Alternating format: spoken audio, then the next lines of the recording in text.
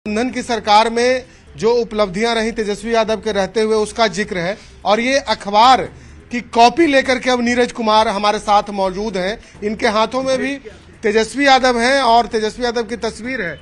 नीरज जी, लग रहा है कि गठबंधन टूट गया, लेकिन अब आरजेडी के द्वारा ये बताया जा रहा है कि सरकार में क्या कुछ किया गया है।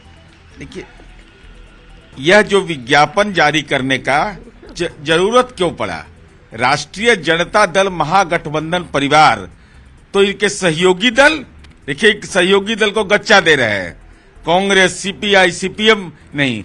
तो हमारा तो अनुरोध था कि इस विज्ञापन के एक हिस्से में आप डालते कि लैंड फॉर जॉब का मुकदमा कौन कौन सा है, हम पर कौन कौन सा मुकदमा है, प्लॉट नंबर, खाता नंबर सब डालते तो बेहतर होता।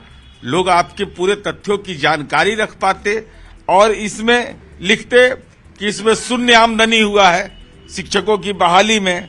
यह डालते कि भाई जो शिक्षकों को राज्यकर्मी का दर्जा दिया गया है, तो आपने तो वायदा किया था शिक्षकों के बारे में, उन वायदों का क्या हुआ? आप तो समान काम समान वेतन की बात करते थे, तो इस संबंध में तो आपने कोई टिप्पणी नहीं की।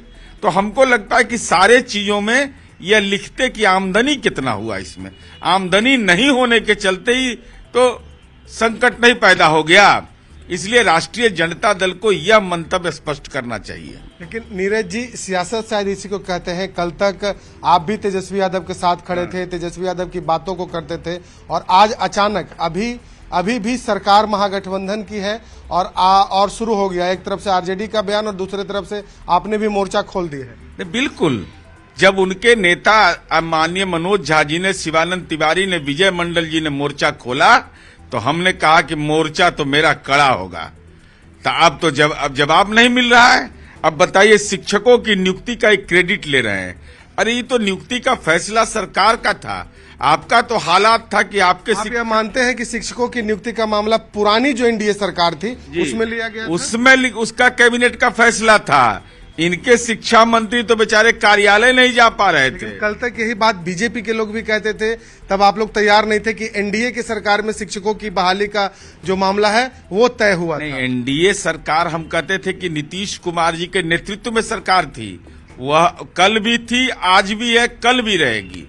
यह महत्वपूर्ण विषय है। लेकिन हम अनुरोध करेंगे कि धन्यवाद तेजस्वी के साथ साथ आप मुकदमे की संख्या, इसमें हुई आमदनी के विस्तार से चर्चा करते।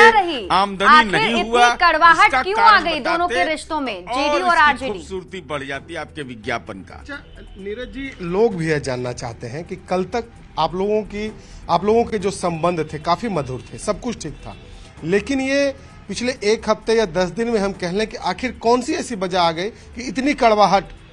मुझे जो प्रथम दृष्टया में यह लगता है कि जो शिक्षकों की बहाली हुई और जिस तरीके से पारदर्शी तरीके से हुआ, यह एक कारण था।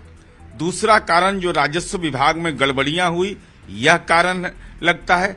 तीसरा इनके माननीय मंत्री का बड़बोलापन, इनके कोटे के मंत्री का अनाप शनाप टिप्पणी करना। प्रभु श्री राम पर माँ सीता पर टिप्पणी, उसके बाद अन्य देवी जो देवता हैं उन पर देवता के साथ साथ भाई ब्यूरोक्रेसी पर, पदाधिकारियों पर जिस ढंग के इनके मंत्री लोग टिप्पणी कर रहे थे, उससे तो असहजता की स्थिति पैदा ही हो रही थी। आपको लगता है कि भगवान राम पर टिप्पणी करना महंगा पड़ा आरजेडी को? प्रभु श्री राम पर टिप्पणी करिएगा तो परेशानी में तो पड़िएगा ही ना। ये राम और रहीम का देश है, यहाँ टिप्पणी करिएगा तो फेरा में पड़िएगा। तो 9 ग्रह घेर लिया इस सबको, 9 ग्रह। अब 9 ग्रह में विज्ञापन देकर के बताना पड़ रहा है। अरे काम बोलता है, काम मेरा।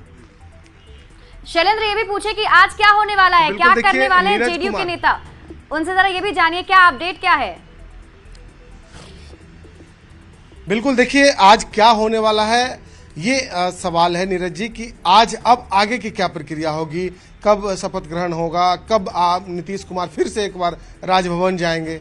नहीं, आज की प्रक्रिया क्या होगी इसकी औपचारिक जानकारी मुझे नहीं है, वो तो बैठक के बाद पता चलेगा।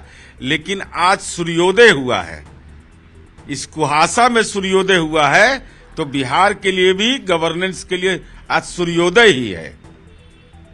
तो बिल्कुल